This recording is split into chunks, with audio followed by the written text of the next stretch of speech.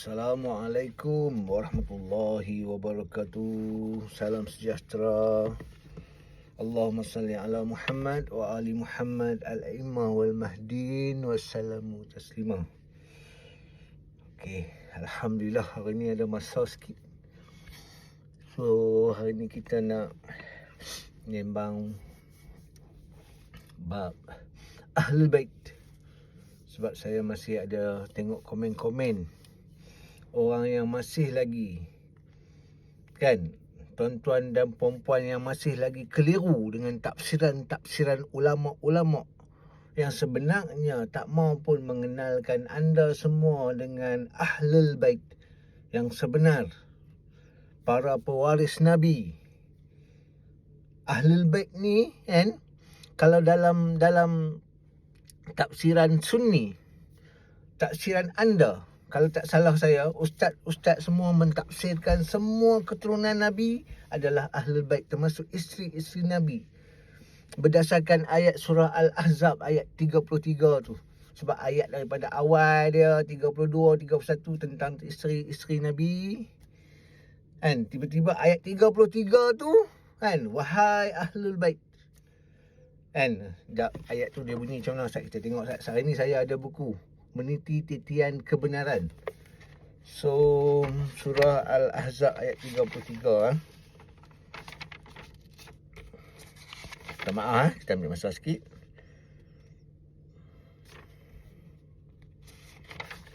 Okey, muka surat 86.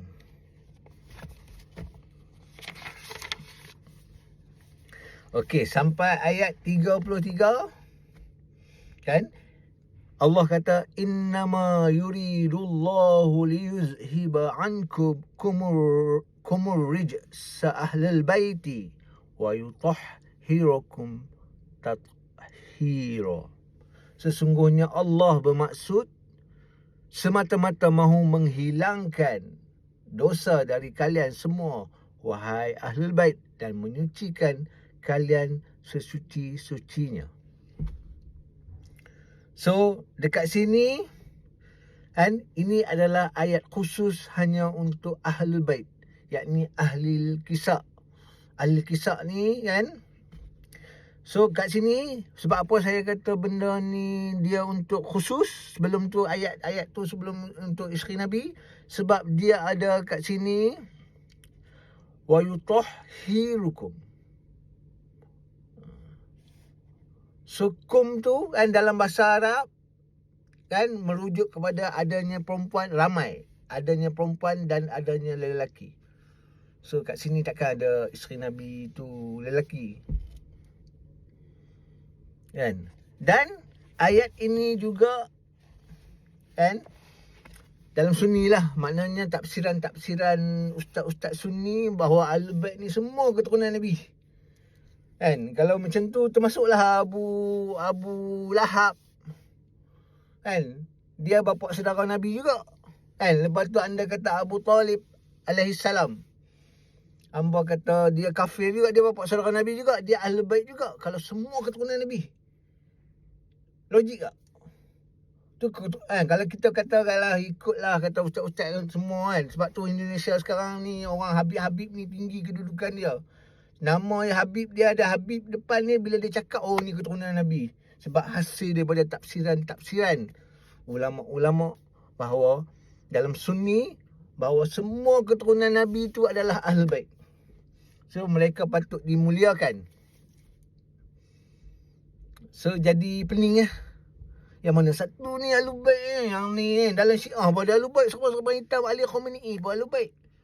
Yang anda kata kafir, Wahabi kata kafir bukan Islam, Sistani pun pakai serban hitam, Ahlul Bait. Dalam Wahabi pun ada side-side, dalam Sunni pun ada yang mana satu pula. So jadi tak clear lagi kat situ. So ilmu Sunni sila buang Ahlul Bait yang mengatakan semua keturunan Nabi tu, sila tak tepi. Kita masuk pula dalam keimanan Syiah. Siapa Ahlul Bait? Syiah Imamiyah. dia nama ya Syiah Imamiyah macam anda semua Sunni, Muslim kan. Syiah Imamiyah tapi kan dia memang ikut Imam 12 tapi untuk sekarang ni taat pada ulama-ulama juga. Kan?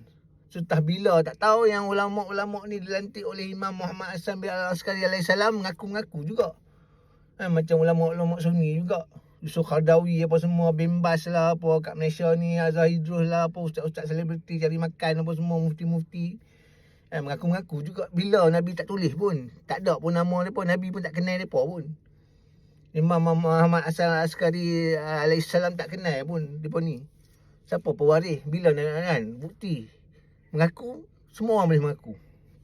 So Ahlul Bait dari pandangan Syiah pula adalah macam ayat yang saya baca tadi. Innama yuridullah tu. Kan ayat surah Al-Ahzab ayat 33. Kan dia khusus pada 5 manusia suci pada masa tu. Kan dalam riwayat Sunni pun kita boleh tengok dalam hadis kisah. Kalau tak silap saya Ustaz, kita tengok ada tak hadis kisah kat sini. Tentang hadis kisah.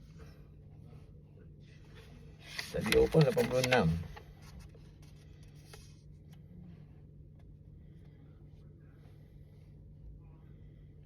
Dan dalam Syiah ada kategori-kategori dia pula. Kan Syiah pun ada keturunan pun Ahlul Bait. Lepas tu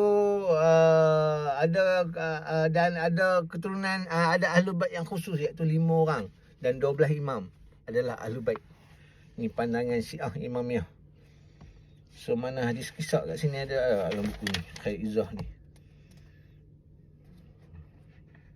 Tak apa. Anda boleh cek balik nanti hadis kisah di rumah Ummu Salamah. Kan Nabi panggil Fatimah, Al-Hasan, Al-Husain dan Imam Ali bin Abi Talib alaihissalam. Masuk dalam kisah selimut, satu selimut. Dan bila Ummu Salamah nampak dia nak masuk, Rasulullah tahan. Kan kamu di situ. Kamu ada kebaikan. Maknanya isteri Nabi tak termasuk dalam Ahlul Bait yang khusus ni dalam pemahaman Syiah.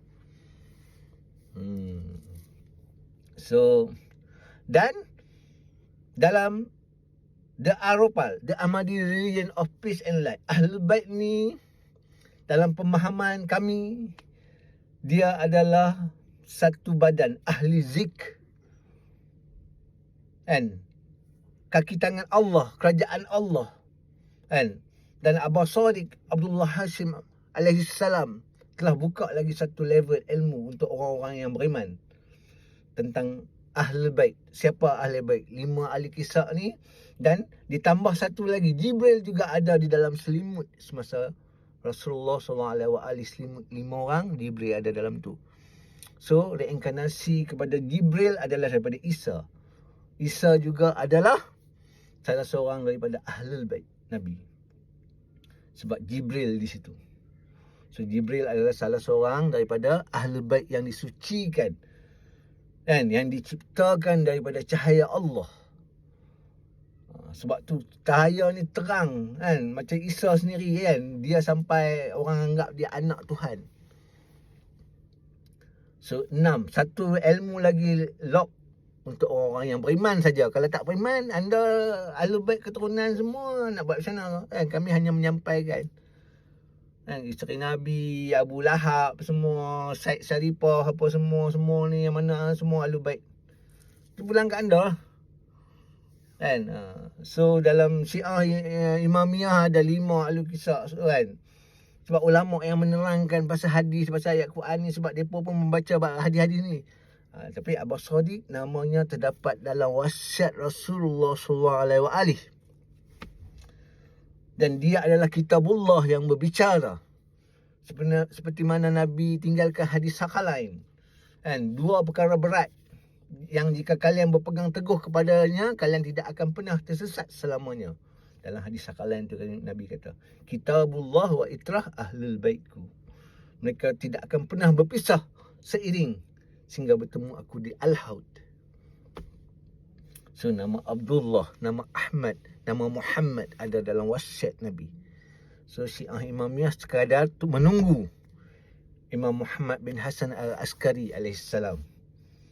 Dan selepas kematian Raja Abdullah Saudi, seperti mana yang Nabi gambarkan dalam hadis dan Imam Ja'far, kan, bila matinya Abdullah Hijaz, kan, dia gantikan yang abangnya, kan, Raja Fahad. Kan, Fahad ni nama harimau bintang, Fahad. Tak mana ada raja lain yang nama Fahad. Seorang kan. Kalau kita tengok daripada jauh nampak macam juling mata dia, main dekat nampak biasa. Siapa lagi? So dia akan digantikan oleh adik dia yang bernama Abdullah. Dan bila kematian Abdullah ni, Rasulullah kata, kabarkan berita gembira kepada aku dengan kematian Abdullah ni. Dan aku akan kabarkan berita gembira kemunculan Al-Hujjah. So anda ingat Nabi Muhammad murung ke? Kan? Oleh kerana tak sesuai dengan selera tekak anda, ulama-ulama anda tak abak, kan, ulama-ulama Syiah semua membisu. Bila kematian Raja Abdullah, semua buat-buat tak tahu. Tafsir lagi kata ada 3 khalifah lagi akan bergaduh, tak keluar lagi. So anda tidak beriman dengan janji Nabi Muhammad sallallahu alaihi dan Imam Ja'far As-Sadiq alaihi salam. So Allah pun tidak akan percaya kepada anda sebab anda tak percaya dengan janji Muhammad dan keluarga Muhammad. Ini salah satu tanda yang Nabi dah habaq dah akan kemunculan Al-Hujjah. Siapa yang muncul selepas kematian Raja Abdullah? Golongan mana yang mengisytiharkan Imam Mahdi dah zuhur, dah muncul? Hanya Abdullah Hashim Abu As-Sadiq alaihissalam yang muncul dan mengisytiharkan dia adalah utusan Imam Mahdi yang namanya terdapat di dalam wasiat Rasulullah. Abdullah Al-Qaim, sang pembangkit daripada keluarga Muhammad sallallahu alaihi wasallam. Ini kesinambungan daripada Ahlul Bait daripada dalam ilmu-ilmu the Ahmadi Religion of Peace and Light. Sebab tu dalam wasiat Nabi, selepas aku akan ada 12 imam dan selepas itu akan ada 12 Mahdi. So semua ni Ahlul Bait. Walaupun tak ada dalam darah keturunan pun dalam wasiat Nabi, sebab dalam tafsiran The Ahmadi Religion of Peace and Light, Ahlul Bait ni adalah kaki tangan kerajaan Allah.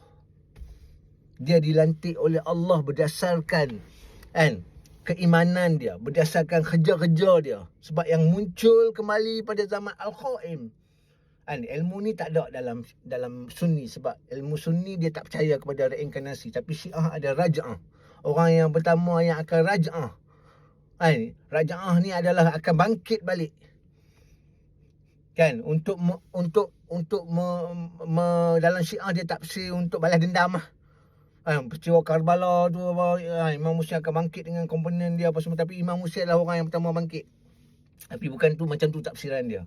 Tafsiran dia kan, orang yang pertama bangkit, kan, yang akan menyeru manusia kembali kepada ketuhanan Allah, iaitu Imam Ahmad Al-Hasan Al-Yamani alaihissalam adalah reinkarnasi kepada Imam Husin alaihissalam.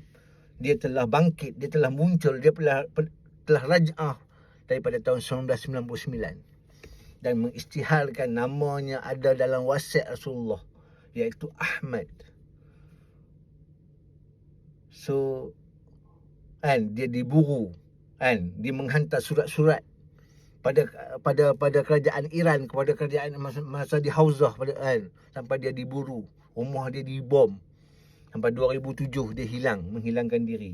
2015 dia mengutuskan Abdullah Hashim Abu As-Sadiq pula untuk keluar menjadi imam yang zahir, yang bercakap dengan semua manusia dalam bahasa yang semua manusia faham. Sebab itulah anda mendengar seruan kami hari ini dari pelbagai bahasa. Kami adalah utusan Al-Qaim yang bercakap dengan anda. So itu Ahlul Bait, kan. Ini zaman-zaman yang Allah rahsiakan ilmu-ilmu ruh, ilmu-ilmu yang dalam Al-Quran kata kamu hanya diberi sedikit pengetahuan tentang roh. So ustaz-ustaz, hatta iblis sendiri pun dia tak tahu ilmu-ilmu tentang roh. Siapa yang tahu? Hanya Allah. So kita nak tahu ilmu Allah ni macam mana? Melalui utusan dia. So anda boleh tonton beratus video dah. Abu As-Sadiq terangkan tentang 27 ilmu-ilmu yang anda tak pernah dengar. Dia adalah Al-Quran yang berbicara, Kitabullah. Dia bercakap tentang Taurat, tentang Tanakh, kan? Tentang Zabur, tentang Bible, tentang Alkitab, tentang Bhagavad Gita, tentang Kitikata, tentang Al-Quran, tentang hadis. Sebab dia Al-Quran yang berbicara, Kitabullah wa itrah Ahlul Bait yang tak pernah berpisah. Sebab tu kami menyampaikan pada anda daripada ayat Quran ni, hadis ni, dan Syiah hadis ni kata macam ni, dalam Sunni ayat Quran ni kata ni, dan Sahih Bukhari kata ni. Kami tak perlukan benda-benda tu semua dah. Sebab apa? Sebab kami sudah ada Alkitab yang hidup dengan kami. Kami tak perlu. Kami buktikan tu untuk anda yang mendengar ni, dalam kitab-kitab anda sendiri. Kenapa anda tak tahu? Sebab ini salah anda sendiri. Kenapa ilmu-ilmu daripada pegangan anda, keimanan anda sendiri, anda tak faham? Sebab apa? Sebab anda hanya mendengar berhala-berhala yang Nabi takutkan. Lebih dia takut daripada Dajjal, yang menerangkan. Anda menggadaikan keimanan anda. Anda menggadaikan hidup dan mati anda pada ustaz-ustaz yang penipu ni, yang sekadar mengaku sebagai pewaris Nabi.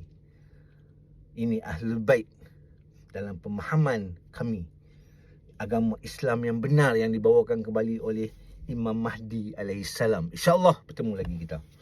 Terima kasih banyak-banyak kerana sudi menonton. Lapangkan dada, bukakan minda, mengkaji, bertanya.